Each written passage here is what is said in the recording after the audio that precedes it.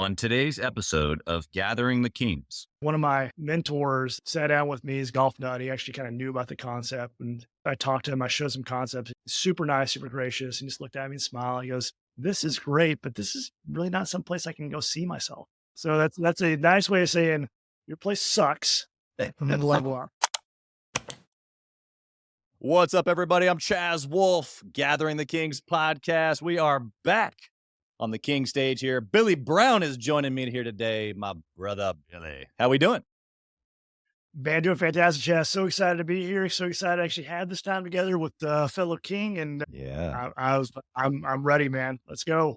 that's good, man. Well, so I want to give you some opportunity here to share your story, but I can already tell. I'm going to just give this to the listener real quick. This is going to be an electrifying conversation. Billy and I, even just in the last 5 minutes, have been like sparring about just great business stuff. And I'm like, okay, let me hit the recording button. So this is going to be a really fun conversation. Billy, tell us what kind of business that you have first. Well, I'm one of those unicorns. So I've done a little bit of everything. And when you hear my story, you're like, that is like the most ADD thing I've ever heard until you actually hear the story. And you'll see the alignment of everything that I've done. I equate it to, if everyone's like, watch the movie Slumdog Millionaire. You know, at Yes. the very end, everything lines up at the end going, oh my gosh, his entire life lined up to this point. And that's what I'm seeing now. So that's the hope I want to give and the encouragement I want to give your listeners. So my original background is actually on golf, and that led into being broke and very broken and almost try to reemergence on the scene in 2008. You know what happened in 2008. And then I got into mortgages, residential mortgages, which led me into absolute depression and led me to getting into commercial lending. Now teaching that, all that's kind of what most people know me for in the real estate world is being a very creative lender and also syndicator. So we syndicate an apartment complex, an office complex. And then I got this crazy idea for the golf sanctuary, which is everything that you can possibly imagine as far as life and alignment and all that. We'll go into that detail soon, but I created an and in my life instead of then. And we'll get to that in a second. But Wow. it's pretty amazing what happens when you take those steps. And we did all that in the middle of COVID. Wow. There, you just led us to a huge cliff and then left us there. And so I want to unpack some of this and obviously give you a chance to tell a story, but tell us what the golf sanctuary does. What do you do? How can people do work with you? Like, what do you got? What do you got? So the golf sanctuary, and I tell people this all the time, so if you walk in the golf sanctuary and all you see is golf, you completely miss what we did. So the golf sanctuary is a community. So we create a community for affluent business leaders and their families around an elevated culinary experience and a game we mostly love. Wow, I It's love like that. golf is just the common language. Yeah. It's about community and diving deeper community. And then also through that, creating, if you heard the term parallel polys, Yes. parallel society. We all do. You do masterminds. I've done masterminds. I've created my own mastermind. I've been in several. The Yeah. entire idea of that mastermind and that alignment of like-minded men, leaders, women, leaders is there. So now we have a group, a community of everything we possibly need in one building, one membership. And then as we grow, it's different locations, it's all there. So the things that get that alignment of, I'm not gonna share the whole thing right now or off the bat, but the whole alignment of we have these little silos of our lives. We think if we're doing one, we're taking away from the other one. If I'm playing golf, I'm taking away from my family. That's right. If I'm with my family, I'm taking away from my business. If I'm business, I'm taking away from my spiritual relationship. It's in all that. And it wasn't until I aligned everything for a different direction and said, oh my gosh, this is how you go do it. Yeah. That everything fell into place where like, it's all right there. So when I'm doing one, I'm doing the other and glorifying everything else. That's what we did the golf sanctuary. Everybody can participate in that as far as the community. Yeah, like you said, we'll get more into maybe the depths of that, but what you're talking about is huge, and it's what I call work-life obsession. And we're going to get to some of these questions that I have asked hundreds and hundreds of entrepreneurs. But given your background, I already know we're going to be in alignment, but I'm going to be curious to see what language that you use. And so the first question that I ask every guest is always their why, but really the kind of the way I position it is the burning desire. And so you've kind of given us this like quick snapshot of, I've been involved with a lot of things. What I'm doing now is maybe like a culmination of purpose and this and that, and it brings people together and it's like all these things. But For you, what's the burning desire for Billy? Like what is the bigger picture? Why are you doing this? Why are you doing life? Man, I tell you what, I'm gonna give the shallow answer, and then I want to give you the bigger answer. So the shallow Okay. answer is I did it because I wanted to play more golf. Yeah. Really, flat honestly, I wanted to play more golf and not feel guilty about it. We coined this term about golf guilt. I mean, I used to play professional Yeah. golf. I used to play 4 or 5 times a week, and then I went down to 4 or 5 times a month, and then 4 or 5 times a year, and then nothing. And then when that is your passion, and that gives you your community, and it's taken away because of guilt, family, all that, Right. you left like a shell of a man. Billy, you gave us the shallow answer, but what's the not so shallow answer? I know the shallow answer is more golf, but hey, I mean, everyone's got that passion. But the in-depth answer was, we're in Nashville. Nashville songwriters used to think about the muse. When the muse strikes and you get that download from an infinite intelligence from God about a song, you just stop. Well, this is something that's been like dropping on me for, I don't know, probably 6 or 7 years. I kept on coming back to it and modeling all that.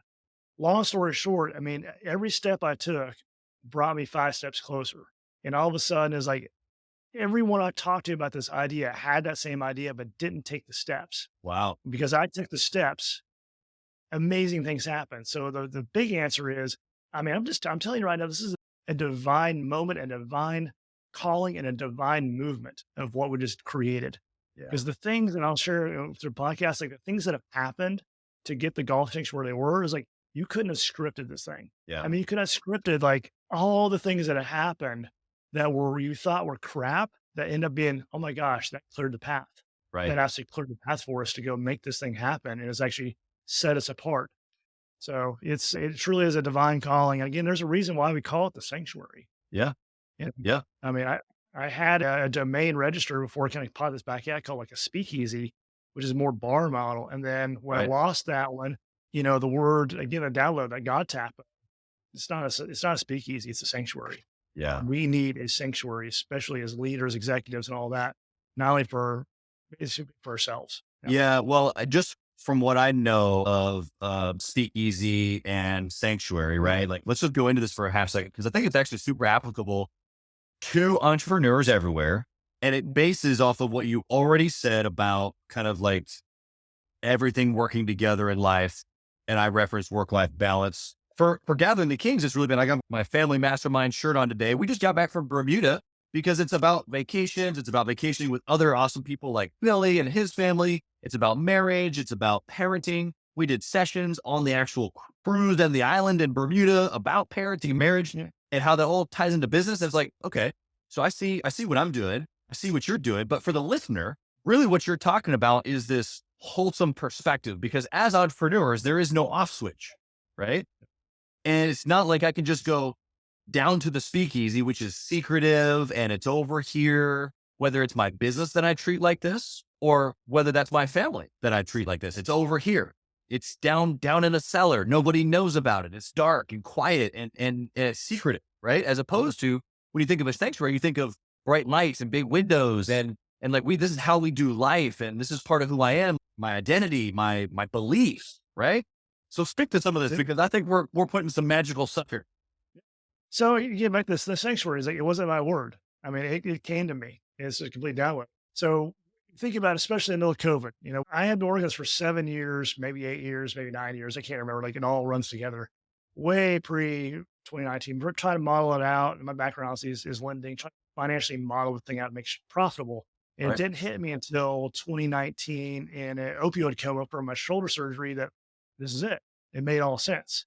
Yeah. And I modeled it out, made sense. But yeah, the whole idea there of, especially in the middle of COVID, as an entrepreneur, you just need a place to go exhale. Yep. Think of that masterminds, like you're around your people, but it's so small and intimate and just, it's an investment. It's pricey. Yeah. Same thing about why people join country clubs, but they can't.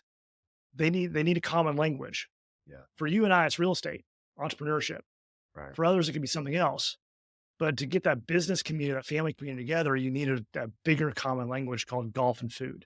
Yeah. And not just any kind of food and not just any kind of golf, we elevated it because that's what we wanted to attract. Yeah. So that whole idea of being able to check out your celebrity status. And I tell this, like when you come to the golf sanctuary, You may be Chaz out here in podcast land and you're high five and up on stage being rah rah and all that. When you walk in the golf sanctuary, you're just Chaz. And you can hang out with just Billy and just Eddie and just Brian and just, we're just real. Yeah. And you're able to just exhale and go, man, I can just check it out the door. I have my safe space. Yeah. And I can bring my family here and I can do business here if I choose. I can do life here if I choose. But it is truly a sanctuary. And when you walk into that place and every subsequent location we open, I'm very adamant about when you walk in, you feel like you get a big hug from an old friend. Yeah. You just have that, like, this is what I've been missing.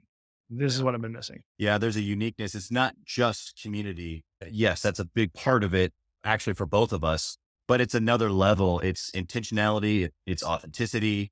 It's, creating a space that creates or gives way for emotion for people who aren't always allowed to. And I put myself in that category. I'm a very emotional person, but in the traditional sense, but what I know is that it's lonely at the top. We've all heard that. What I know is that most entrepreneurs, most meaning all, create themselves an island very naturally, actually, because they're building a business. They're not like anybody else in their world. My church buddies aren't like me. My high school buddies aren't like me. My fill in the blank. And so therefore I'm different. I can't share things with my team, at least all of them. I can't share all of them with my wife. Like, there is a certain island that gets built. And so when you say sanctuary, or when you say a peace, or when you say like a deep breath, exhale, that's real. It's real. Yeah. You let the guard down. And I learned some of this, again, the whole thing I touched on, Slumdog Millionaire and all that. The whole thing I learned from this, my other background in Oklahoma is wrestling. So Oklahoma State University wrestling is, was until recently a mecca for wrestling. I grew up inside the wrestling room. I actually interned at USA Wrestling in Colorado Springs. So at that time, I was like, I'm the first golfer actually on the Olympic site. So for the Olympics, but I interned at the wrestling. But my peer group was wrestlers and Olympic athletes, and seeing their work ethic, and I don't know how many gold medals I've worn around my own neck from friends that have won gold medals. And you know what their common language is when they go and do stuff to go relax? What? They fish and they golf. Yeah. And their buddies, they don't want to be around they need to be around other people, but like they're going to go do that with other peer groups of something different other than wrestling and working out, all that. And they can go talk about this, but they're actively doing something else. That's why you get invited to go play golf. And it's absolutely, if you play, it's good, but like, it's a hit index of, 100 a day. Yeah. And I don't have 6 hours. And if you're awful golfers, I'm not going to take you to my golf course. It's just going to kick your ass. It's a hard golf course. After 6 hours and, by the third hole, you're miserable and I can't raise money from you because you're miserable, you're hot, you're sweaty and all that. It's like, yeah, can't do it. But we want to have that community, you want to have that something go like common, like versus just sitting across from each other having lunch. Right. Dear God Almighty, don't invite me to lunch. Please don't. I hate lunches. I hate lunch meetings. Let's get active. We're both active guys. Let's get active.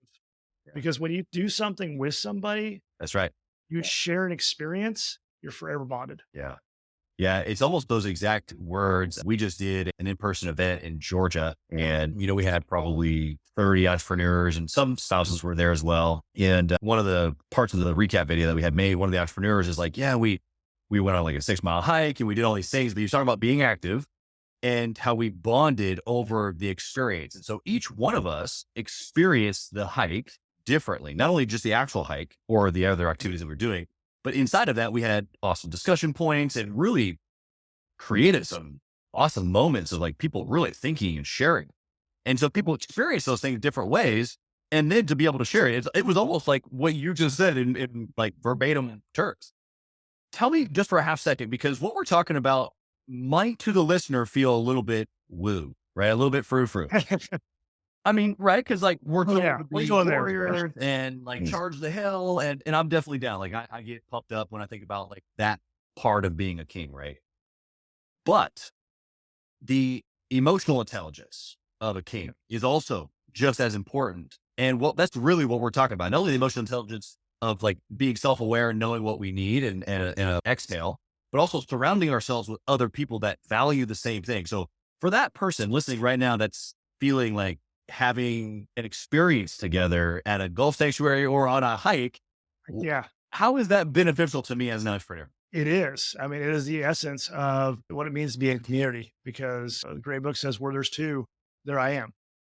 That sharing that spiritual experience, you cannot be on an island. I isolated myself for a long, long time. Golf, it's what you do. You're there to kick everyone's ass. So Right. you're not there to go be a friend. That's not what it's about. That's not what life's about. It's meant to be shared. And the stuff that you know and the stuff I know together, it's not a 1+1 =2. It's 1+1 = 1,000,000. Yeah. Because you can share, we'll say one thing. And I'll give you an example. Like I had a friend that's in Memphis and she texted me, said there's a tornado went through and she's a single woman, didn't know how to go handle some of this stuff. And I just gave her some advice going, well, think about this. Now, my thought didn't solve her problem, but it spurred a question That's right. in her that she's able to ask another question that led her to the solution. Yeah. One thing, and it saved her probably $15,000 Yeah. right there. And it's not because I'm like a genius, but it's just I listened to my gut and I shared it and I was open about it. Same thing with those hikes and experiences. It is for you, but it's not for you. Yeah. It's for the collective. It's for the collective. It is for the greater good because if I help you, you help your tribe. Yeah. That's right. And my little help to your tribe means like, oh my gosh, that means the world to me because I gave a little bit of me. I can't change the world, but I can change a little bit. Yeah. I can't impact everyone, but I can impact one person who maybe will impact others, who maybe will impact others, that ripple effect. Yeah. And stop living on an island. Yeah. The community piece and the ripple effect are real, especially as an entrepreneur listening right now. They're thinking that maybe they haven't built a big business yet. Maybe they have. Maybe they got a couple $100 million business and they're on an island. The reality of it is that person who's on an island doesn't realize the actual impact that they have. Yes, of course, their team and their family, those are big. Don't get me wrong. Mhm. But the impact that can be had on the collective, coming to Golf Sanctuary, joining a mastermind group like Gather the Kings, or being in a local community, helping your, nonprofit of choice. Like all of those things are what a king does because they realize the ripple effect. And it's like just one little afternoon working on a house through Habitat for Humanity or doing push-ups like we're going to do in July, 1,776 push-ups for the wounded warrior. Like all of these things that we do because we have influence and impact, one person and then another and then another and then another. And I think we just disregard, or maybe we don't fully realize what that influence really is or the value of the influence. Would you agree? There's not anyone that I've met that diminishes their own influence. I do it all the time. Yeah. I mean, we as athletes have been trained to be the dumbest people in the room, right? And entrepreneurs. If you're always the dumbest person, you're going to suck up knowledge. And therefore, like we Good. tend to feel like we're the dumbest person in every room because we're designed to be that. Well, that every room we go into, it levels us up. That's right. Well, we have a lot of experience and a lot of knowledge through that to be shared. And I diminish myself all the time. So the hardest thing and the first thing you learn in emotional intelligence is, your value is value, not based on what you think. Yeah. When you share, especially if you're tapped into that woo-woo stuff, like if you listen and just trust that the words you're going to say is going to be impactful, they will land and be impactful. Yeah. It's not up to you to be how that is. Like those seeds will land. It may not take roots in, but like if you speak life, That's right. it's amazing what happens, and just got to be open to that because everyone can be used for the greater good. Yeah. Well, and to your point, there'll be good or bad seeds, right? There'll be a good impact or a bad impact, one or the other. It's really just your choice. You're going to make an impact one way or the other. You said a couple of things that lead me to believe that we share a commonality here. You've used the phrase infinite intelligence, and you've used you didn't say this, but you basically shared the definition in your community example there of spurring her onto another thought of masterminding, all from Napoleon Hill's Think and Grow Rich. And it's an agitation of mind. It's a download, all of these things. And so tell us, is that a book that you've read? Is this principle, the 13 principles and the 31 failures that you live by? Like, give us some more here. So every January, I read Think and Grow Rich. And sometimes I start in December. Every January and December, I read it. And I have for the last probably 5 years, maybe 6 years, just to go through it because it spurs things. It really spurs. And every time I read, like I see something new. I actually have my dad's copy from the early 1960s. Wow. And of course, now that I'm almost 50, like the print's too small. So someone actually got me like the large print for Christmas. So it was a great gift. And I was like, this is awesome. Like, it's like 4 words per page. Yes. You gotta But be careful with those though. I don't know if you've held them outside next to each other. They changed it. They did. Yes.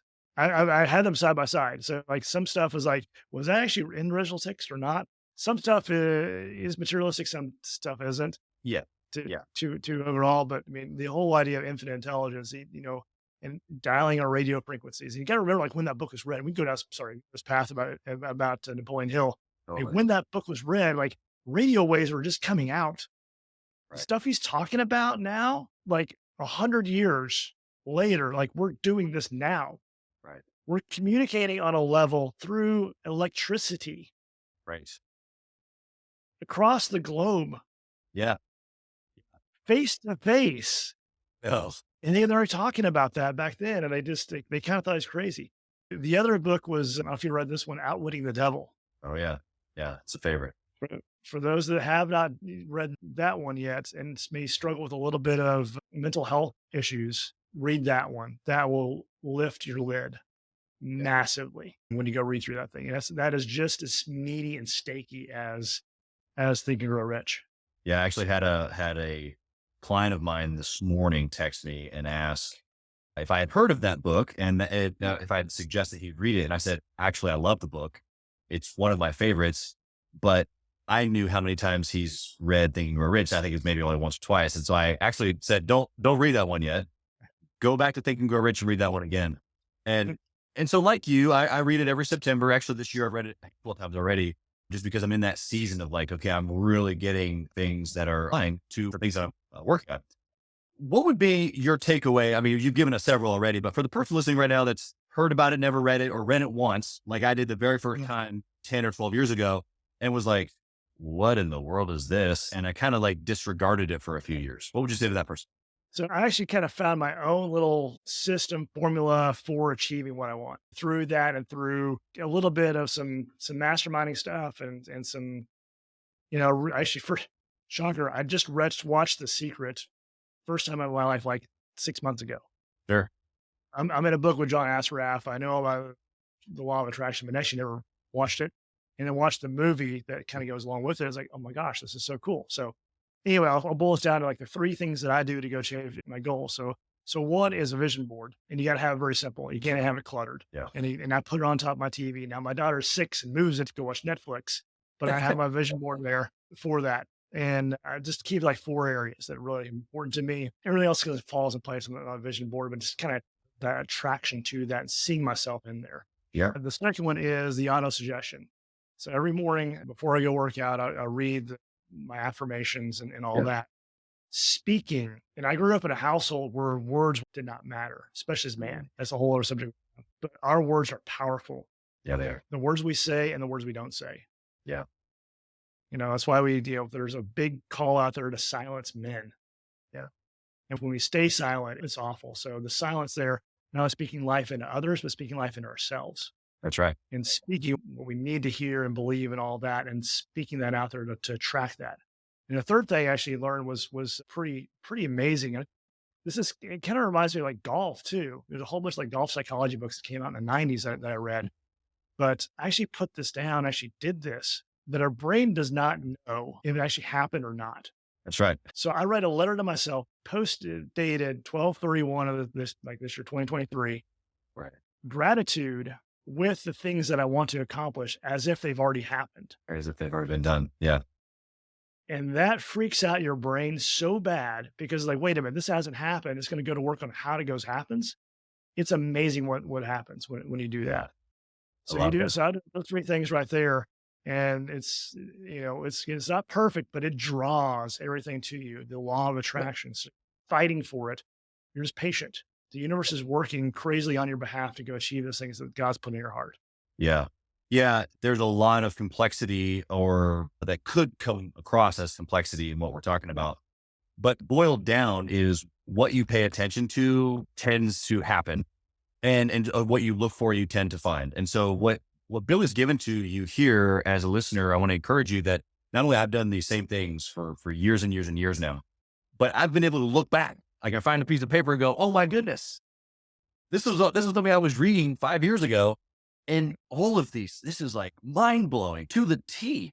And there's a lot of like woo around attraction or belief or whatever. It's like, look, what you put your mind towards, you then begin to train your subconscious. Your subconscious is what controls all of your daily actions, 95%.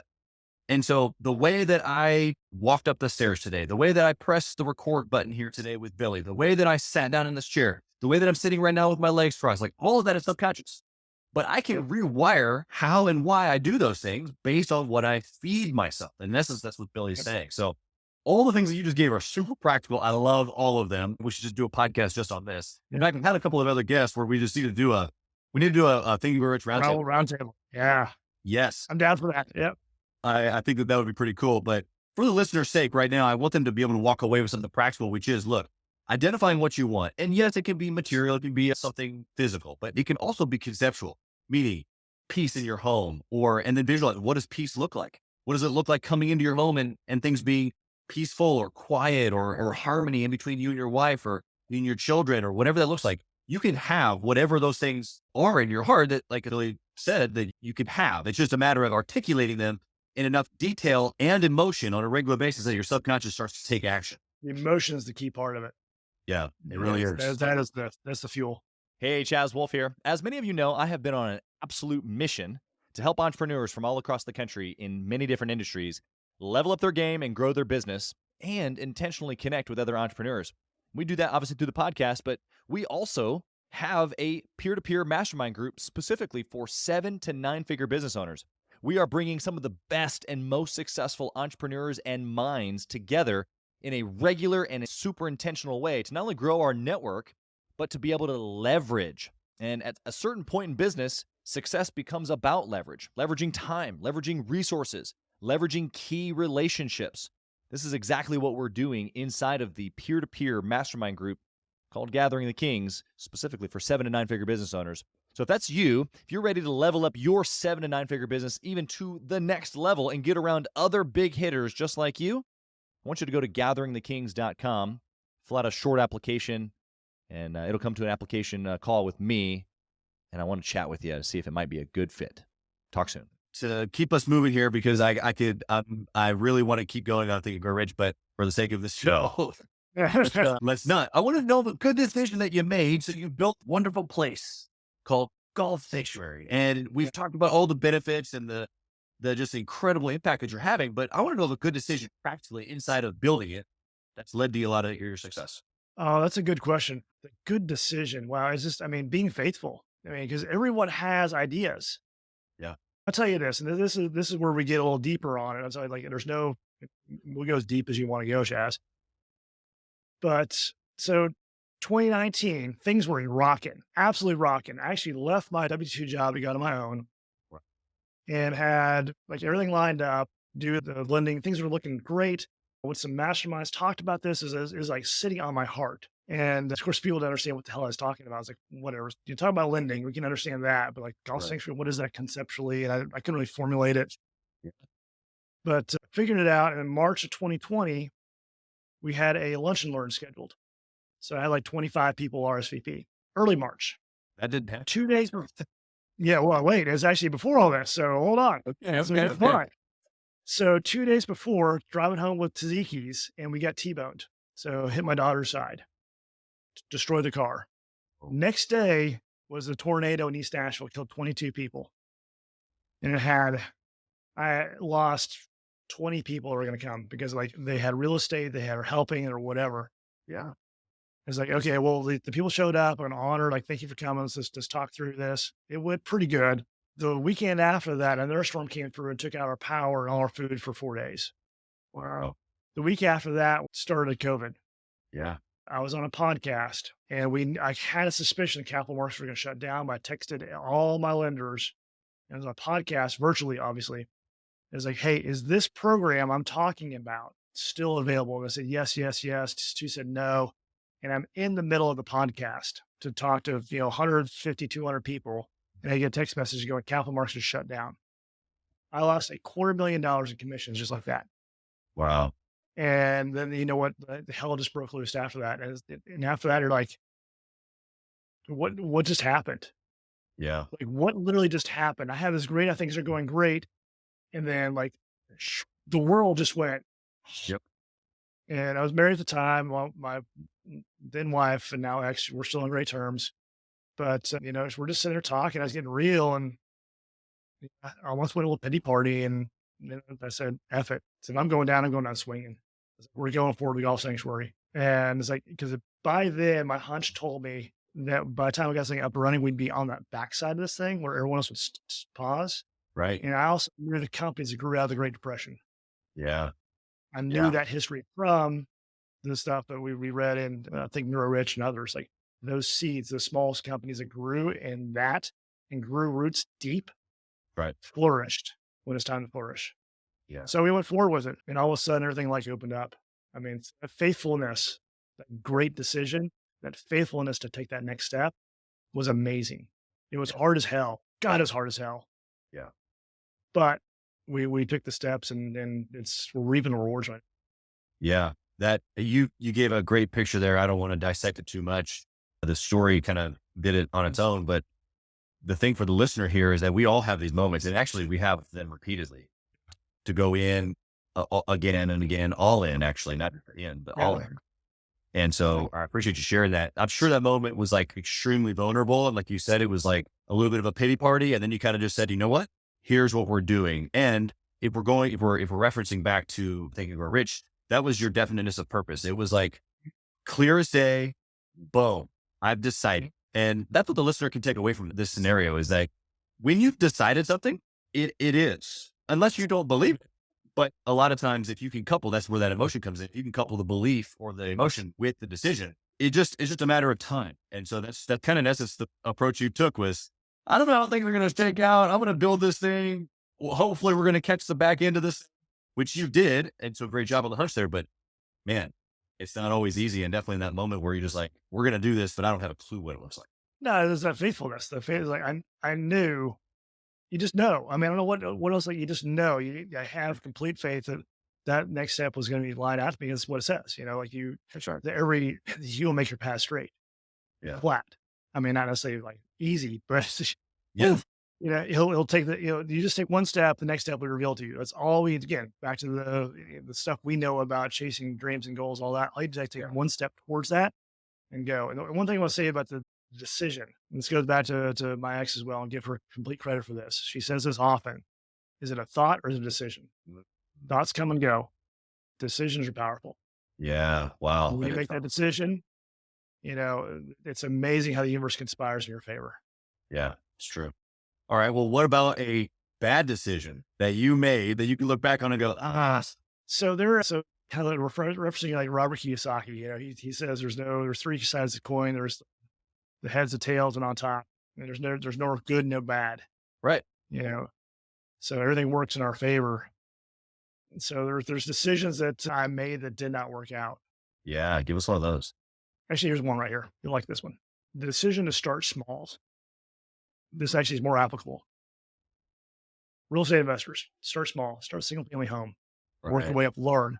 And the bad decision there, which I got caught on was, and actually called out on, was like, you cannot have the community that you want and attract your clientele thinking this small. Right. In fact, one of my mentors that I really appreciate dearly comes from Affluency. Sat down with me, he's golf nut. He actually kind of knew about the concept. And I talked to him, I showed some concepts. He goes, super nice, super gracious. And just looked at me and smiled. He goes, this is great, but this is really not someplace I can go see myself. Interesting. My friends. Yeah. So that's a nice way of saying your place sucks. And then level up. Keep going or keep iterating. Keep iterating, level up. Yeah. And then back to the go big or go home type of thing. I was like, okay, message received. So I went back, reiterated, found a different property that was bigger. It's big risk. Oh my gosh. It was just like big waivers to sign this lease, person guarantee everything. Here you go. Here it is.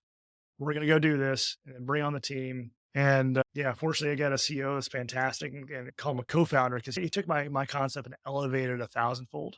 Yeah, that's awesome. The first hire. And so we went big and it's paid off. So some things you do need a proof of concept on. Yeah. Some things you just go, this is not our clientele. Right. You are not going to have a mastermind at Motel 6 to Yeah. prove it can work. Yep. That's right. Because like my first iteration of this, it was a poor decision was I don't drink much. So I did not see the value of having alcohol there in the common language of alcohol and Right. great food. I was like, okay, we're just going to have like the basics, thinking small, thinking too small. Yeah. And I got called out on it. And we hired an executive chef that's amazing, brought on some of the greatest connoisseurs of wine and bourbon and all that. So we had the best of the best. Yeah. When we had the best of the best. Guess who you attract? Yep. The best. The people that appreciate that stuff. That's right. There's quality that you're attaching to big thinking. I mean, our clientele do not think small. I got called out on it. It's like, you're thinking too small. Which is Yeah. like, goes back to like, I'm going to go cry in a corner here. It's like, oh my gosh, I've been thinking too small all my life. Yeah. Yeah. I was trying to be humble. Right. Right. Like that doesn't serve anyone. Being humble and thinking small does not serve me Yeah. and does not Yeah. serve others. There's a gap in mindset before you can get what you just expressed. And you probably were there before you got called out. And possibly this is where the listener is, where, whatever it's the amount of money or the style of business that they do or the product that they offer currently is big thinking for them. But the reality here is that there's always another level. I'm sure that your original plans were big in comparison to some other people because other people weren't even doing it. Yeah. And so my encouragement here, because we hear think bigger all the time, think bigger, think bigger, think bigger. And it's not necessarily that you're sitting down and you can't brush off that, well, I'm already taking risks. I'm already a big thinker. It's like, no, actually, like I'm personally right now, I'm hearing Billy and Chaz Wolf is going, yes, okay, I'm already a pretty big thinker, but I need to think bigger and I need to level up again. What are the areas? How can I think bigger? So instead of thinking, that when I was 23 or 24 and made 250,000, like that was like, whoa, on top of the world. But that would be like not a good year at the current moment at all. Like that would be really, really disappointing. And so you have to just continue to realize that there's always another level. And so that's where the humility comes in, but it's not humility from an angle of like staying low and thinking small. It's humility going, I know there's more. And I get around guys like Billy and other guys that you got around. They're like, oh no, I would never go there even. You're like, oh my gosh, what? Right. Yeah. And it's that thinking, may not big, is a different level, a different iteration, getting granular on it. The term I use, because we were kind of struggling with web membership. And again, for listeners, like we filled up in the middle of COVID in 15 months, from 0 to 300 memberships, over 700 on the roster in 15 months. That's unheard of. We pulled off more things than anyone else even thought of. And like the Tomorrow Golf and all that, they're talking about this. We've already done what they're talking about twice. We'll do 3 times before they even open up. Wow. Already done it. So that type of like thinking of like, we're just going to iterate and do this. But what the key moment, pivotal moment was, we're struggling memberships this time last year and looking at different properties to expand this thing. Cause I knew where we're going. Like, I know this is a movement. You just know it. It's a movement. The things that have happened, like this is a movement. We're just all on for the ride and being a good steward of it. Came back from looking at a property. I'm like, nah, this area is like, it's just meh. Came back in, had to use the bathroom, and we had 4 or 5 C-suite guys from a Fortune 50 company, multinational, multi-billion-dollar company in my facility, geeking out, giddy. It is like freaking Disneyland for them. Yeah. And I walked in, I went, what the hell are we doing? It's like that right there just showed me right there. I now know who we serve and why. Right. And so find the people that are giddy about you. Yeah. That's your avatar. And maybe take it up a level as far as like what the problem you're solving for them. Sure. Know why that's important to them, the value that you're placing on that, and then maybe take it to another level. You don't have to go with 0 to 100 million, but just like maybe take it like 1 or 2 more levels past your comfort zone to go stretch it just a little bit and Right. think about that. But knowing who you serve and why, the value you bring for solving their problems, it was key going, oh my gosh, the problems we solve for these guys Yeah. and their families, getting back to that alignment, was huge. It's like all of a sudden they got clear on everything going, oh my gosh, this takes the decision making off my plate. This Right. takes like all the things I have to do as far as the client entertainment, the event space, the time away from my family. It's all right here. Yeah. The decisions that I and my team have to go make are gone. Yeah. Now you can go focus on solving problems. Yeah. It's huge. Yeah. It's good parlay. My next question here, I wanted to bring that back up. The work-life obsession, this community, this wholesome perspective of this is how we just do life. Yeah. Cause you're doing it inside of, a physical location as well as around a centric value of golf.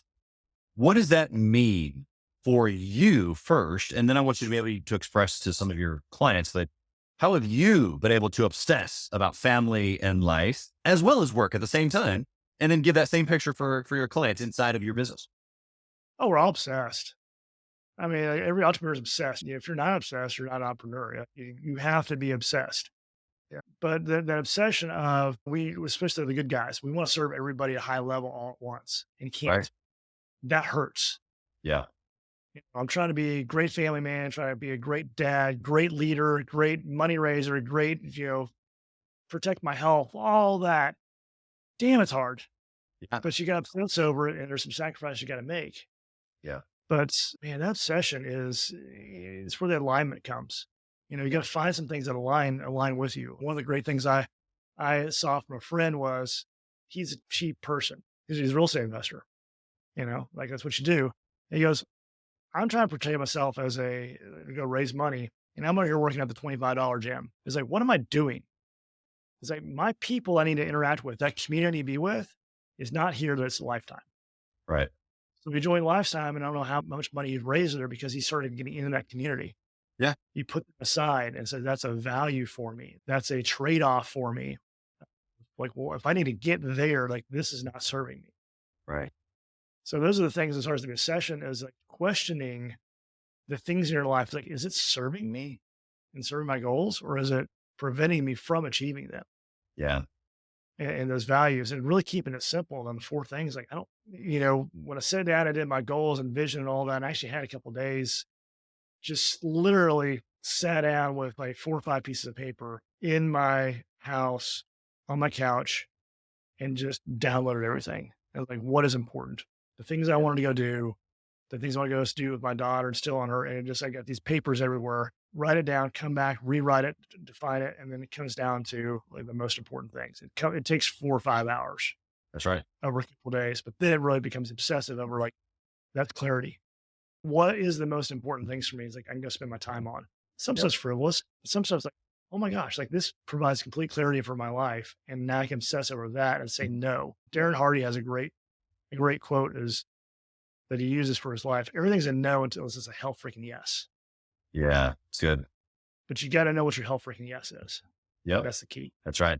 Yeah. I've used that same language around hiring. I guess I've not applied it to life, although what you've talked about as far as does it serve me, those are some of the same words that I use. And if it doesn't, then it's just an absolute no, basically. But in order to know that it's an absolute no, or that it's a hell yes, you got to know what it is. What is it that you want? What is it that you're going towards? And then you can determine, does it serve me? And then it's a yes or no. Billy, I got one last question here for you.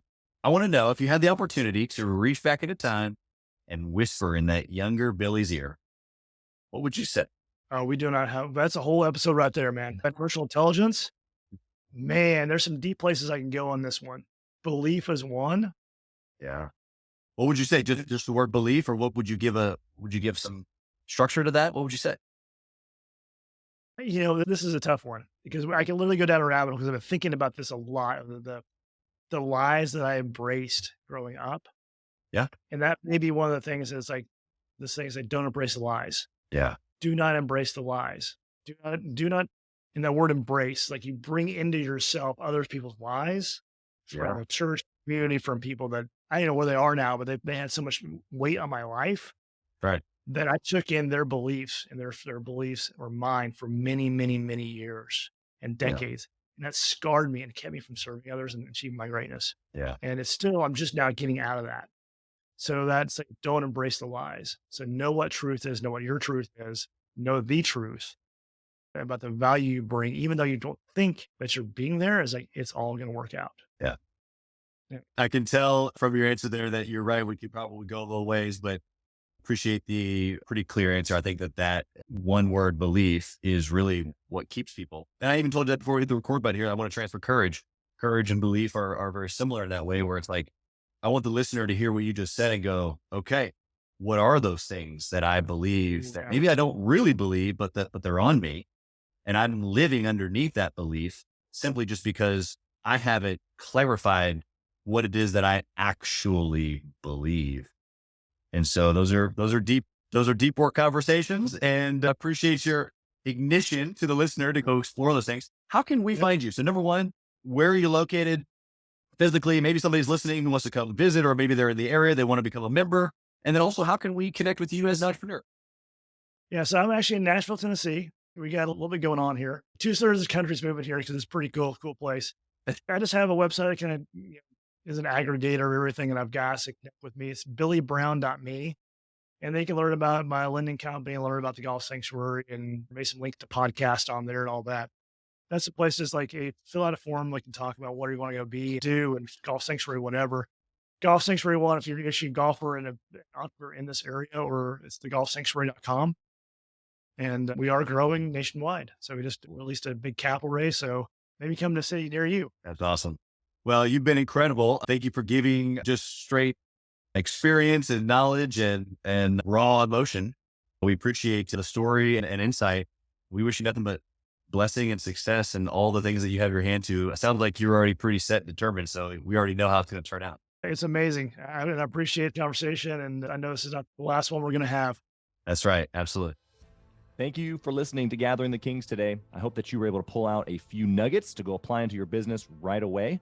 More importantly, though, I hope that you're realizing that it takes more to be successful than just being by yourself, doing it all on your own, carrying the weight all by yourself.